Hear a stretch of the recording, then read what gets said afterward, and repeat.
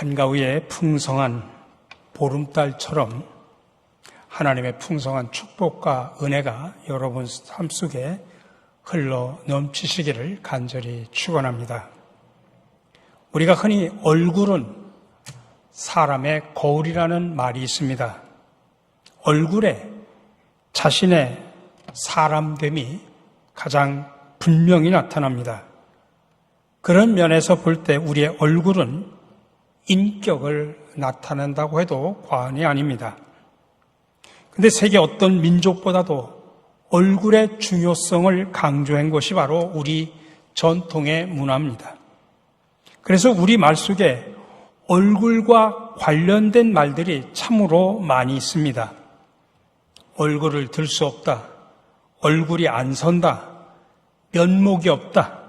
벼룩도 낯짝 있다. 내 얼굴에 먹칠을 하지 말라. 제 얼굴을 봐서라도 한 번만 눈 감아 주십시오. 이렇게 우리의 행동을 표현하는 말에 얼굴과 관련된 말이 참으로 많이 있습니다. 또 유명한 사람들 중에 아마 가장 이상하게 생겼으면서도 가장 위대하게 된 사람을 꼽으라면 아브라함 링컨을 말할 수 있습니다. 누군가는 이 링컨의 위대함이 그 얼굴에 있다고 말했습니다. 그러나 사실 그의 사진을 가만히 보면 결코 저보다 잘생긴 얼굴은 아닙니다. 오히려 못생긴 편이라고 볼 수 있죠. 그래서 그 못생긴 얼굴을 가리려고 수염을 길렀다는 그런 말도 있습니다. 링컨의 얼굴을 가만히 보면 복잡한 것 같으면서도 굉장히 단순합니다. 촌스러우면서도 범할 수 없는 어떤 위엄을 가진 그런 얼굴처럼 느껴집니다. 단호하면서도 입만 열면 유머가 쏟아져 나올 것 같은 그 얼굴, 그게 바로 링컨의 얼굴입니다. 그래서 관상을 보는 사람들은 링컨의 얼굴을 보면서 그가 위대한 사람이 될 수밖에 없는 얼굴을 타고났다라고 이야기를 합니다. 하지만 사실 그런 것은 결과론입니다. 그 사람이 잘 됐으니까 그렇게 평가하지 아마 잘 안 됐으면 그렇게 말을 하겠습니까? 그런데 놀랍게도 링컨 자신은 소위 그러한 얼굴 운명론을 거부했습니다.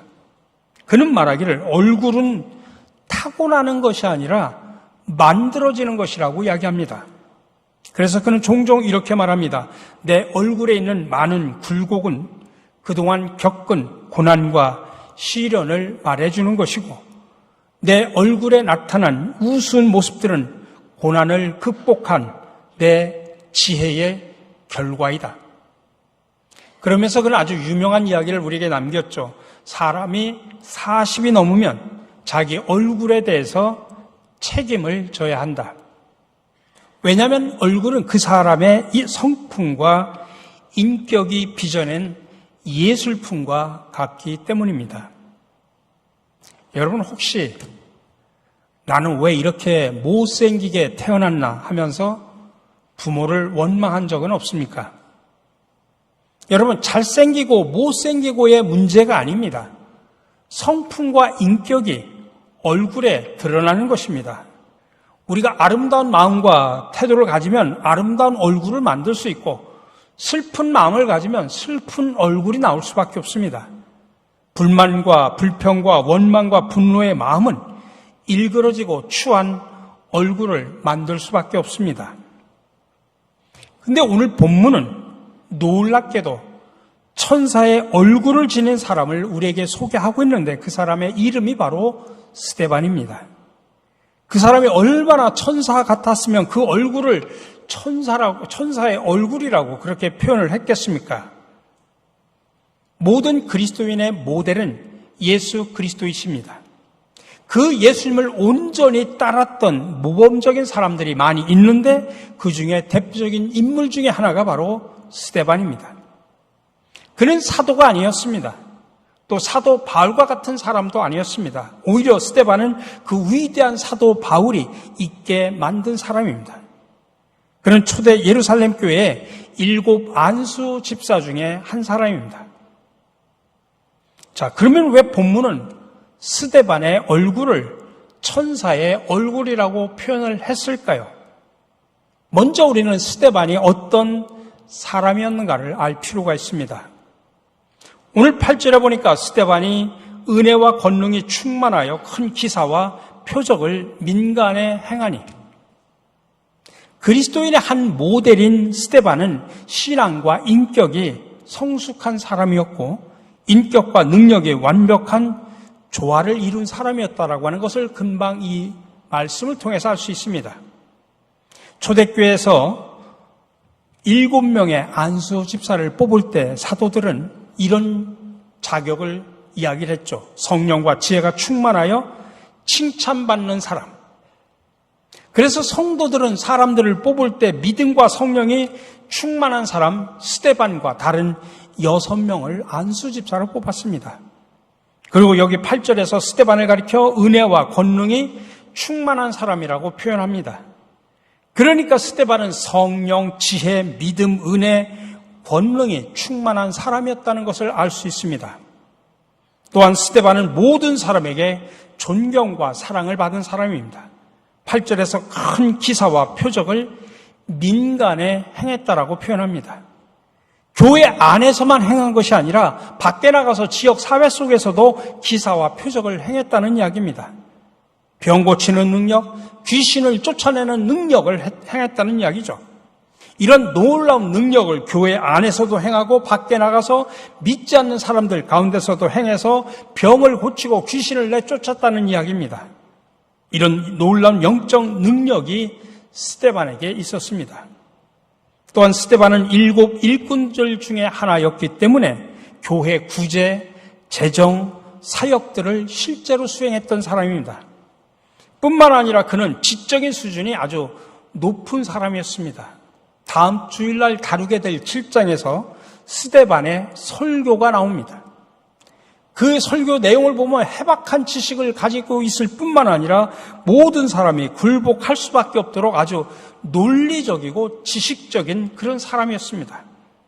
그러니까 스데반은 영성과 행정력과 리더십과 지적인 면을 골고루 다 갖춘 아주 훌륭한 사람이었다는 이야기입니다. 근데 그런 스데반에게 지금 어떤 일이 벌어집니까? 오늘 9절, 10절의 말씀입니다. 이른바 자유민들, 즉 구레네인, 알렉산드리아인, 길리기아와 아시아에서 온 사람들이 회당에서 어떤 자들이 일어나 스데반과 더불어 논쟁할세 스데반이 지혜와 성령으로 말함을 그들이 능히 당하지 못하여. 로마 제국이 정복을 하면서 여러 군데 흩어져 살았던 디아스포라 유대인들이 있었는데 거기에 구레네, 북아프리카 쪽을 이야기합니다. 알렉산드리아는 이집트의 북쪽에 있습니다. 길리기아와 아시아, 터키에서 온 사람들을 말합니다. 그런 사람들이 스데반과 지금 논쟁을 벌였다는 이야기입니다. 무슨 논쟁을 벌였을까? 본문에는 자세하게 나와 있지 않지만 우리가 충분히 짐작은 할 수 있습니다. 스데반이 먼저 예수가 바로 그리스도다, 구약에 예언되었고 우리가 기다리던 그 메시아가 바로 예수다, 복음의 핵심을 아마 전했을 것입니다. 그런데 예수를 못 박아 죽인 유대교 신봉자들이 아니라고 반박합니다. 그러면 또다시 스데반이 구약 성경을 인용하면서 맞다고 아마 논쟁을 벌였을 것입니다. 근데 문제는 그렇게 논쟁을 하는 가운데 그 사람들은 스데반을 도저히 당할 수가 없었습니다. 왜냐하면 그들은 자기들이 믿고 싶은 대로 주장을 한 것이지만 스데반은 성령의 도우심으로 이미 구약 성경에 예언된 진리를 기초해서 논쟁을 벌였기 때문입니다. 또한 이 말은 스데반이 그렇게 말씀과 복음의 능력을 가지고 있을 뿐만 아니라 헬라 철학이나 여러 종교들을 믿는 사람들과 논쟁할 정도로 지적 수준이 뛰어났다는 이야기입니다. 그래서 지혜와 성령이라고 표현하고 있습니다. 그러니까 성령 충만하여 예수 그리스도를 통한 하나님의 일을 말했을 뿐만 아니라 지혜, 다시 말하면 헬라 철학과 종교와 역사의 지식을 가지고 논쟁할 수 있었던 지성인이었습니다. 그렇게 지성과 영성을 겸비한 사람이 바로 스데반입니다.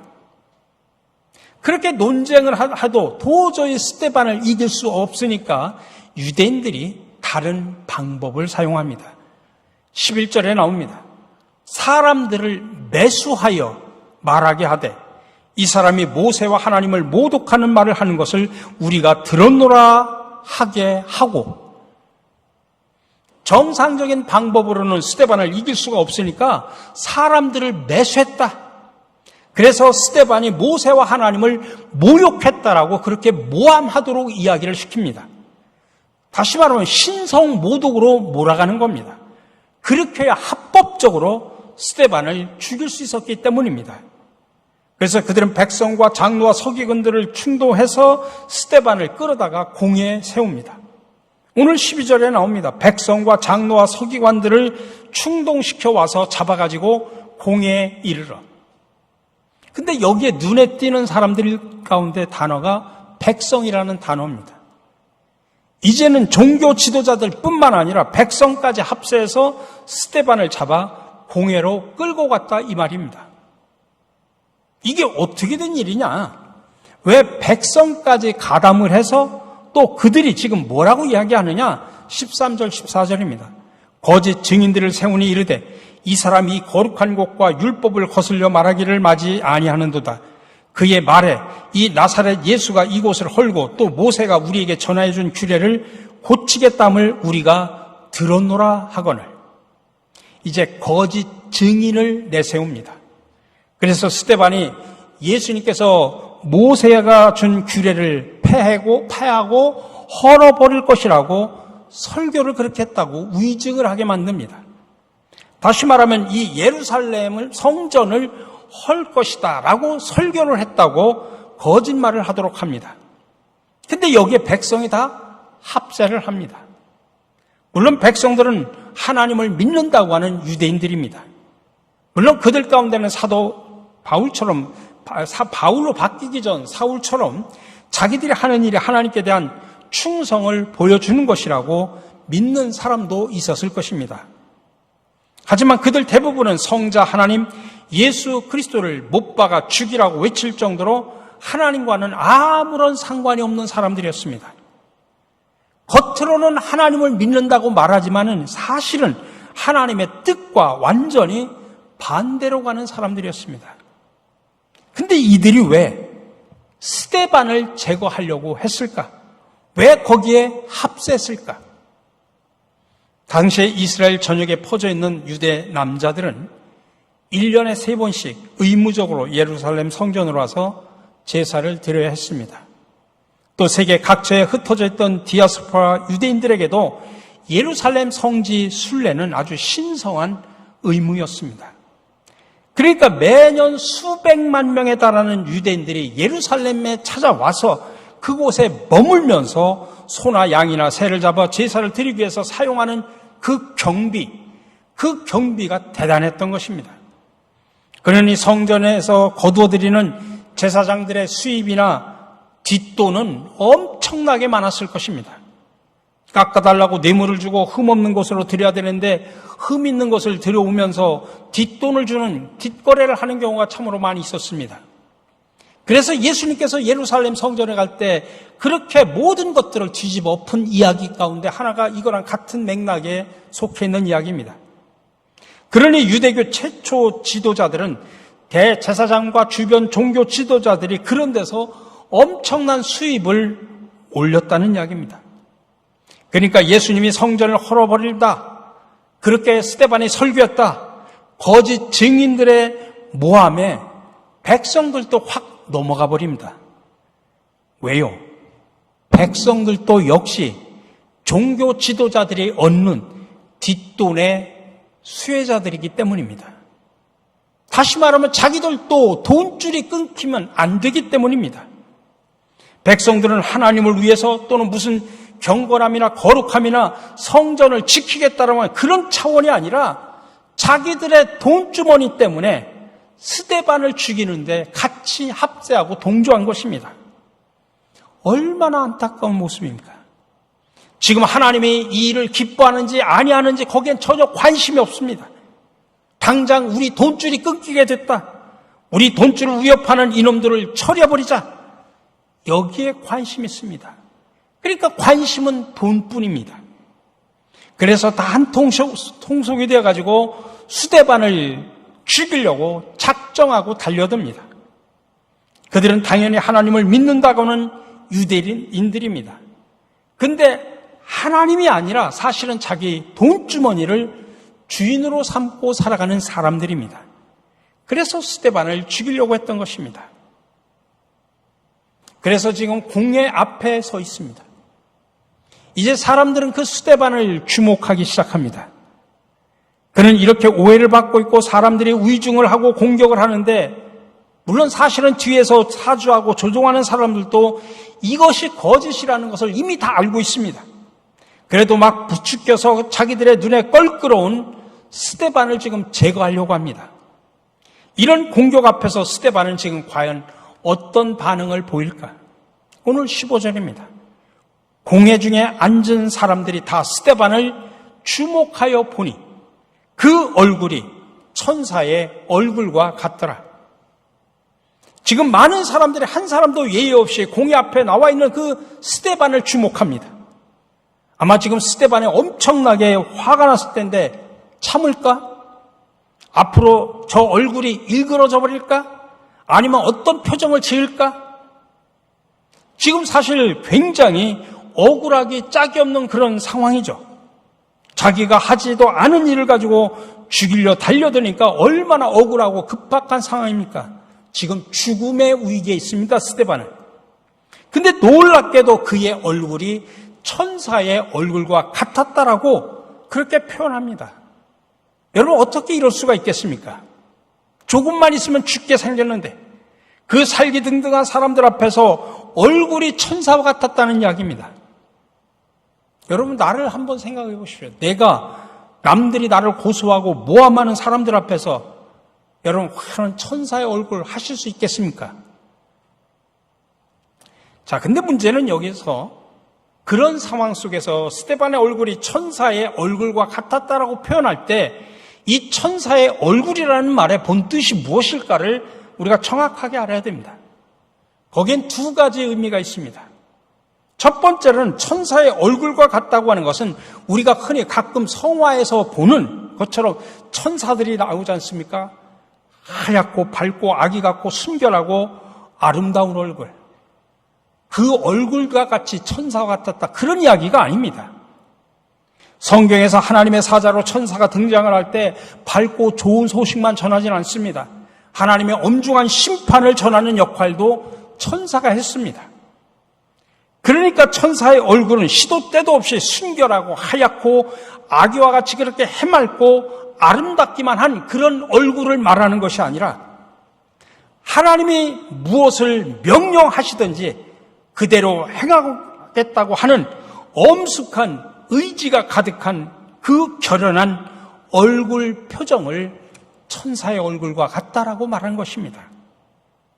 지금 모든 사람이 거짓 모함으로 자기를 죽이려 하는 절체절명의 위기 속에 예수님의 복음, 예수가 그리스도라고 하는 진리를 지켜내고야 말겠다고 하는 스데반의 엄숙하고 의지가 가득한 결연한 표정을 천사의 얼굴과 같다, 그렇게 표현하는 것입니다. 그러니까 우리가 막 자기 욕심과 탐욕을 해서 뭔가를 내가 이루겠다, 그런 이야기가 아니라 주님의 뜻을 이루겠다는 것, 주님의 말씀을 내가 꼭 전하겠다고 하는 것, 주님을 위해서라면 내가 물러서지 않겠다고 하는 그 표정이 바로 천사의 얼굴과 같았다는 이야기입니다. 두 번째 의미는 스데반은 천사의 얼굴과 같았는데 나머지 사람들의 얼굴은 악마와 같은 얼굴, 마귀와 같은 얼굴이었다는 이야기입니다. 지금 스데반을 억울하게 고소하고 위증하고 거짓 증인들을 세워서 그를 없애려고 하는 사람들의 얼굴은 마귀의 얼굴입니다. 스데반을 모함하고 죽이려 하는 사람들, 거기에 합세한 백성들, 오직 탐욕으로 스데반을 제거하려는 사람들, 그들의 얼굴은 탐욕의 얼굴이고 마귀의 얼굴이었다는 이야기입니다. 여러분, 이런 것을 볼 때 정말 예수님을 따르는 사람, 참된 그리스도인들은 어떤 사람이냐? 오늘 본문과 연결시켜서 이야기하면 바로 얼굴이 천사의 얼굴과 같은 사람이어야 한다는 이야기입니다. 자, 그렇다면 나는 지금 과연 어떤 얼굴을 하고 있는가? 여러분 스스로를 한번 점검해 보시기 바랍니다. 세상에 어떤 이득을 위해서 다른 사람과 머리 터지게 싸우고 남을 미워하고 시기하고 원망할 때 그 얼굴 표정 한번 보십시오. 내 얼굴 그럴 때 표정 여러분 거울을 통해서 보십시오. 꼭 마귀의 얼굴하고 똑같습니다. 또 우리는 아침에는 새벽기도 열심히 하고 말씀을 묵상하고 아침에 천사의 얼굴을 가지고 집을 나서는데 밤이면 또 마귀의 얼굴로 바뀌어가지고 집으로 돌아오고 있질 않는지 여러분 한번 스스로를 체크해 보시기 바랍니다.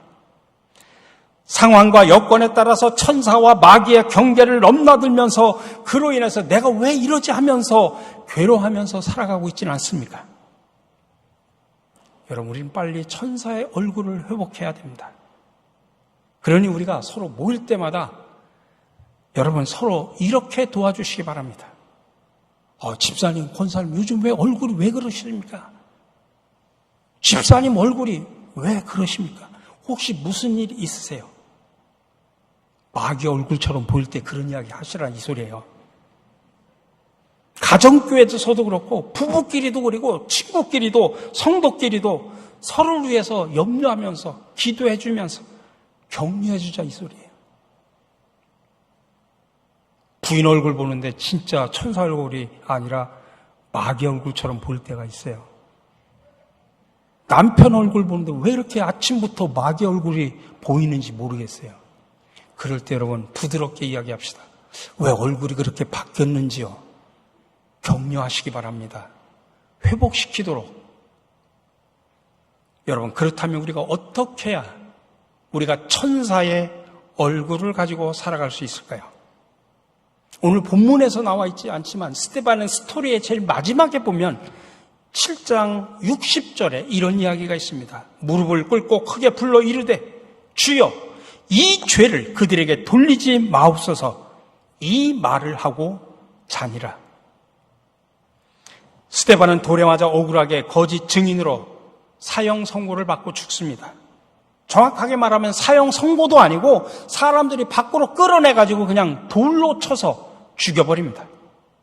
근데 죽어가면서 죽기 전에 마지막 스데반이 한 말이 뭐냐? 주여 이 죄를 그들에게 돌리지 마옵소서. 여러분 어서 많이 들어본 기도 아닙니까? 이게 바로 예수님의 기도였습니다. 십자가에서 억울하게 돌아가시면서 예수님이 뭐라고 기도했냐면 자기들이 무엇을 하는지 모릅니다. 그러니 저들을 용서하여 주시옵소서. 예수님의 기도입니다. 여러분 천사의 얼굴을 가지고 살아가고 싶습니까? 그러면 여러분 예수님처럼 스데반처럼 용서하시기 바랍니다.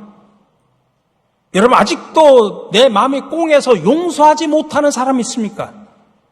여러분이 용서하지 못하고 사랑하지 못하면 여러분은 평생 천사의 얼굴을 가질 수가 없습니다. 여러분 하나님을 생각하면서 억울하게 십자가의 고난에서 죽으신 분이 예수님입니다.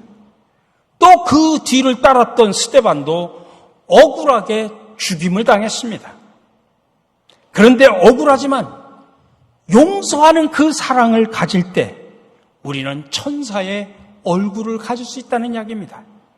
그런 사람이 성령이 충만한 사람, 성령의 지배를 받는 사람이다. 이렇게 말을 할 수 있는 것입니다.